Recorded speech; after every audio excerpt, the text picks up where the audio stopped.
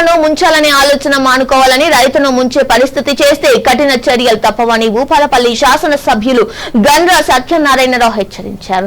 గురువారం ఐడీఓసీ కార్యాలయంలో జిల్లా పౌర సరఫరాల శాఖ సంస్థ ఆధ్వర్యంలో వ్యవసాయ సహకార మార్కెటింగ్, డిఆర్డీఓ, రవాణా తదితర శాఖలతో వానాకాలం ఖరీఫ్ 2025-26 ధాన్యం కొనుగోలుపై సన్నాహక సమావేశం నిర్వహించారు. ఈ సందర్భంగా ఎమ్మెల్యే మాట్లాడుతూ కొనుగోలు జరిగిన వెంటనే రైతులకు ట్రక్ షీట్ ఇవ్వాలని, ధాన్యం విక్రయించిన తర్వాత రైతులకు ఎలాంటి సంబంధం లేదని, కొనుగోలు కేంద్రాల ఇన్ఛార్జీలదే బాధ్యత అని తెలిపారు.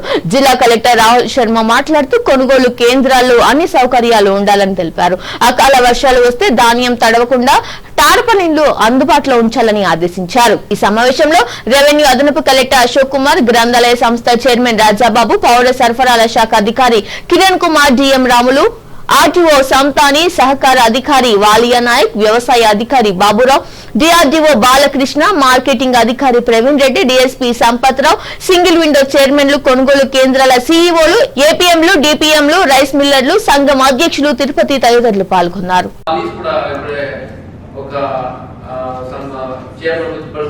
చెప్పారు. సో ఎందుకంటే మన లేబర్ మేనేజ్మెంట్ కూడా చేయాలి. సో లాస్ట్ టైం కూడా మన బీసీలో అది మినిస్టర్స్ కూడా చెప్పారు. ఎందుకంటే బిహార్ ఎలక్షన్ తర్వాత వెళ్ళారు. సో ఇది కూడా మనం ముందు అది మేనేజ్మెంట్ నుండి సెంటర్స్ తో సిమిలర్ రైస్ మిల్స్ లో కూడా ముందు చేస్తే ఇది మంచిగా అవుతుంది.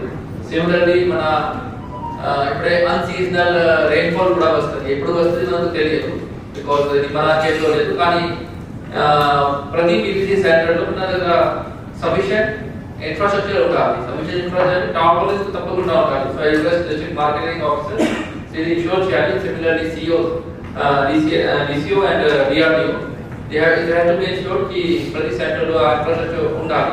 సో దట్ ఒకవేళ రెయిన్ఫాల్ వస్తే మనం కవర్ చేస్తాం. ఇప్పుడు ఎమ్మెల్యే గారు కూడా మీకు చెప్పారు కి అది మన పీపీసీ సెంటర్ కూడా అప్పర్ ల్యాండ్ ఏరియాలో ఉండాలి, లో ల్యాండ్ ఏరియాలో పెట్టకండి. లాస్ట్ టైం చాలా చోట్ల ఇష్యూస్ అయింది. ఒక మాదేపూర్లో కూడా మొత్తం పీపీసీ సెంటర్ వర్షం పడి చెరువు పక్కన పెట్టారు లాస్ట్ టైం. అది ఇక్కడ తీసేసారు. సో అప్లాండ్ కానీ లాస్ట్ టైం అది తక్కువ అయింది. సో ఈసారి ప్రతి సెంటర్ ప్రొపోజల్ చూడాలి.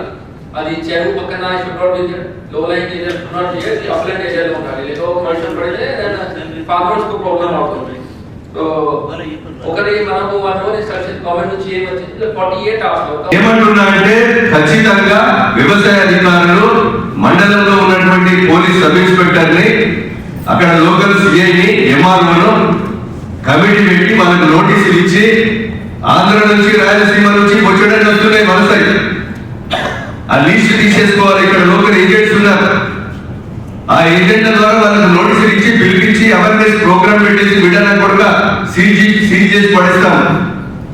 18-20 RPM లేకపోతే లోయర్ రాడ్లో ఉండాలి అనేది మనకి దయచేసి మన యొక్క జిల్లా యంత్రాంగం ఎడ్యుకేట్ చేయాలి.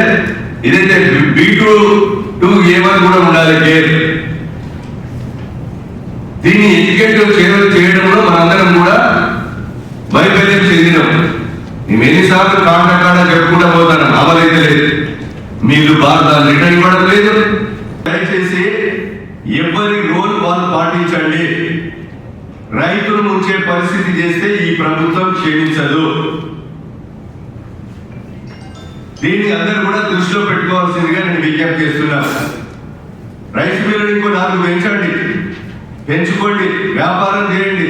లాభమే మురుగుబట్టలేము, కానీ పద్ధతి ప్రకారంగా దయచేసి చూడాలి, చేయాలి. దీన్ని అందరూ కూడా